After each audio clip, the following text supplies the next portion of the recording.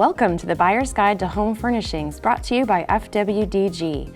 During the next half hour, we'd like to share some information we've gained over our 48 years selling quality home furnishings. Today we have a very special segment to share with you.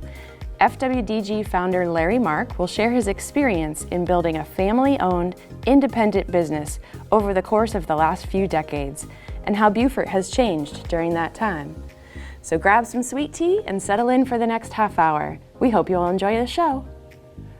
In 1972, at the age of 20, when every young man knows they know everything there is to know, I opened a furniture store called Furniture Warehouse in downtown Beaufort. My father, Ernest, and my mother, Rose, put up the money for the rent of the building and the initial inventory. And more importantly, they never told me I was wrong in doing business the way I wanted to do business. They knew I would have to learn on my own. It was me and two part-time employees for most of the first year, one of which included my future wife, Robin. Beaufort was hungry for lower prices on some famous American furniture brands. Sadly, most of which are long gone. Names like Broyhill, Singer, Wainline, Craftique, Thomasville, Kraler, Florida, and Bimco Bedding. Beaufort's waterfront park was not yet built. Most of the shops on Bay Street were owned by first or second generation Americans, mostly older Jewish merchants that catered to the locals, who were Friday afternoon and Saturday shoppers. The grocery stores were downtown. Belk was downtown. Most of the shops closed half-day on Wednesdays, which was Beaufort's traditional half-day. Other southern towns had different weekdays they would close early or completely, and almost no one opened on Sundays. Then things started to change. Most of the large stores started moving to the outskirts. Buildings downtown started getting abandoned and boarded up. Fortunately, while much of the economy downtown was drying up, we had a business that was well accepted by locals and the Marines. Those that sold home furnishings to the military were very fortunate in those days. The Marines would stay in the area a very short time and then transfer to some very far away communities. And since most of the furniture was built in the Carolinas, the Marine families wanted to buy their furniture when they were living near where it was made, to save on shipping costs that stores near other bases would have to pay. Even better at that time, Marines received re-upping bonuses that allowed many of them to buy all new furniture. Other downtown merchants were not as fortunate as those of us in the furniture business, and there were several furniture merchants in the downtown at that time. Years later, some caring families retired to the Beaufort area. They started buying up downtown buildings, renovated them, and rented to new businesses that would cater to tourism. Tourism was initially a very small part of the Beaufort economy. Then in the 1970s and 80s, the Main Street Beaufort program was started. The Henry Chambers Waterfront Park was completed, and the Chamber of Commerce started aggressively inviting out-of-towners to visit downtown. Beaufort quickly became the tourist mecca it is today. Traffic downtown became so busy that my business partners and I decided to buy property on the outskirts of Beaufort, an area that would be halfway between two of our major markets at the time, Sea Pines on Hilton Head and Fripp Island outside of Beaufort. It took another 10 years before we could afford to build a building. We wanted the building to be large enough so that we would never run out of room.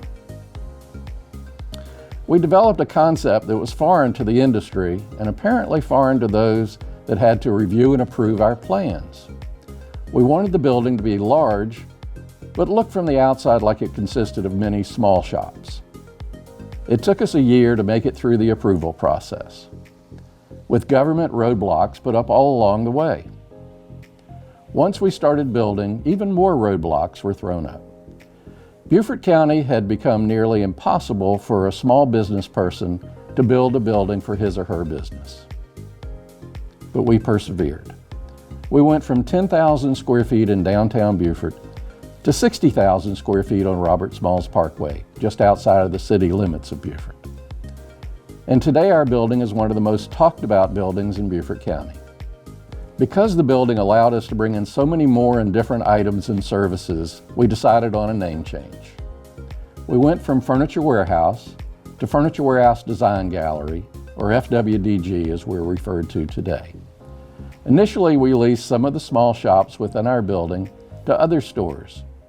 Most were second locations for businesses that were based in Bluffton or Hilton Head. As the Great Recession of 2007 and 8 took its toll, those shops slowly closed. Now that the economy is good again, we are considering leasing to some small shops again. Well, that covers some of the history of FWDG. Now some of the changes that have taken place in the furniture industry since 1972. As I mentioned, many of the top brands I grew up knowing are gone. Asia impacted most of them, causing layoffs in the tens of thousands in the furniture manufacturing sector. While it's bad for those impacted, it allowed furniture prices to become more affordable for the customer. And once again, we are fortunate to have two large ports near us that helps keep the total freight costs lower here than in many other areas of the country.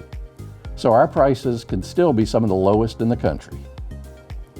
As for the local furniture store landscape, almost all the furniture stores owned by local families have long since closed. Our largest competitors are chain stores with owners who live nowhere near Beaufort County. I'm proud to say that FWDG competes every day with these big stores, and we win many more times than not. We can do this in part by keeping our overhead low, offering excellent customer service, and by being a member of a national co-op that allows us to pay what chain stores pay. We also make what we think is a significant impact in our community by helping support our 24 associates' families, sponsoring our annual coat drive, by buying as much as we can locally, and even having our cardboard waste recycled instead of sending to the landfill. We like to think of ourselves as good shepherds of our part of the industry and our little part of Beaufort County. Well, that's about it for now. I appreciate you taking time to listen to my recollection of the past 5 decades or so of the furniture business in Beaufort. I'm Larry Mark, and I look forward to seeing you at FWDG. Thanks for joining us for this episode of the Buyer's Guide to Home Furnishings, brought to you by FWDG. We hope you've learned something helpful along the way. If you'd like to submit questions, email us at info@fwdgonline.com. See you next time, and be sure to come visit us in beautiful Beaufort.